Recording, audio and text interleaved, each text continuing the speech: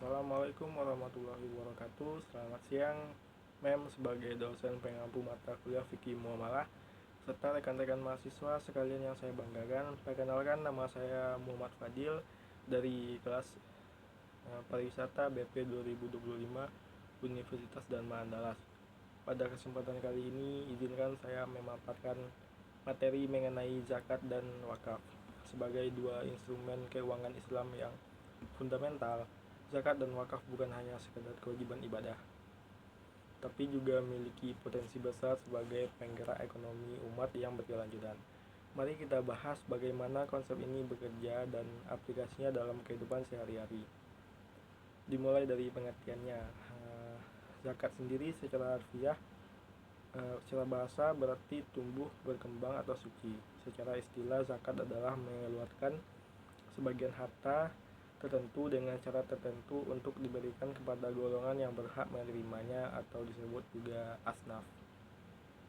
Sementara wakaf adalah secara bahasa berarti menahan atau berhenti. Secara istilah, wakaf adalah menahan harta yang tahan lama untuk diambil manfaatnya guna kepentingan umum atau tujuan kebaikan dalam jangka panjang.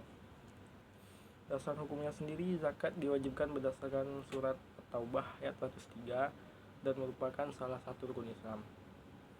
Sementara wakaf berlandaskan pada ajaran berbuat kebajikan dalam surat Ali Imran ayat 92 serta praktik yang dilakukan oleh para sahabat Nabi seperti wakaf tanah Umar bin Khattab. Selanjutnya, rukun dan syarat. Zakat sendiri memiliki rukun yaitu muzaki yaitu pemberi zakat, mustahik penerima zakat, serta harta yang dizakati, serta ijab kabul dan juga niat. Syaratnya yaitu beragama Islam, merdeka, harta mencapai nisab, itu batas minimal, dan mencapai haul yaitu kepemilikan 1 tahun untuk hasil pertanian atau tambang. Sementara wakaf, rukunnya yaitu wakif, orang yang berwakaf, mauquf yaitu harta yang diwakafkan, mauquf alaih yaitu penerima manfaat, dan sigat yaitu akad atau ikrar. Dan syarat wakaf sendiri yaitu wakif berakal sehat dan balik pastinya, harta milik penuh, serta ikrar yang jelas. Selanjutnya jenisnya. Zakat sendiri ada 2 jenis, yaitu zakat fitrah dan juga zakat mal.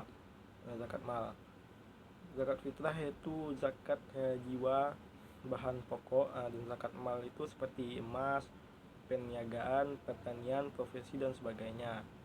Zakat fitrah itu biasanya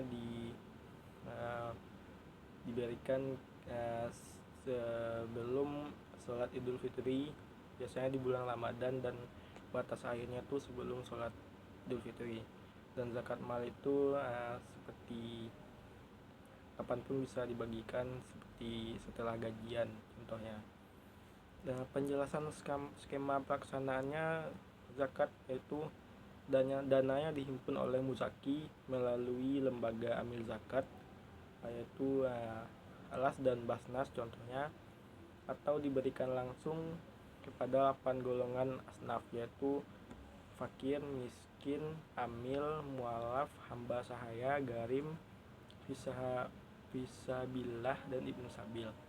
Wakaf yaitu wakif memberikan asetnya kepada nazir yaitu pengelola aset tersebut agar produktif. Manfaat dari aset disalurkan kepada penerima manfaat secara berkelanjutan. Contoh aplikasinya dalam konteks pariwisata yaitu jurusan saya, yaitu contoh dari wakaf yaitu pembangunan fasilitas seperti rest area atau penginapan syariah, muslim friendly guest house di sekitar destinasi wisata menggunakan lahan wakaf.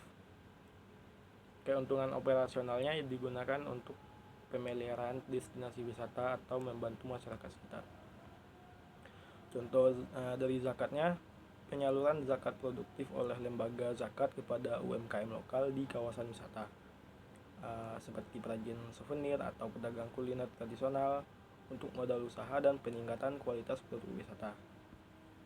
Selanjutnya, persamaan dan perbedaannya. Untuk bersamaannya sama-sama merupakan ibadah sosial, yaitu amal jariyah bertujuan untuk pemerataan ekonomi dan bersumber dari harta pribadi. Perbedaannya yaitu zakat bersifat wajib dan terbatas waktu, haul atau nisab, sedangkan wakaf bersifat sunnah dengan sifat harta yang harus kekal, manfaatnya terus mengalir.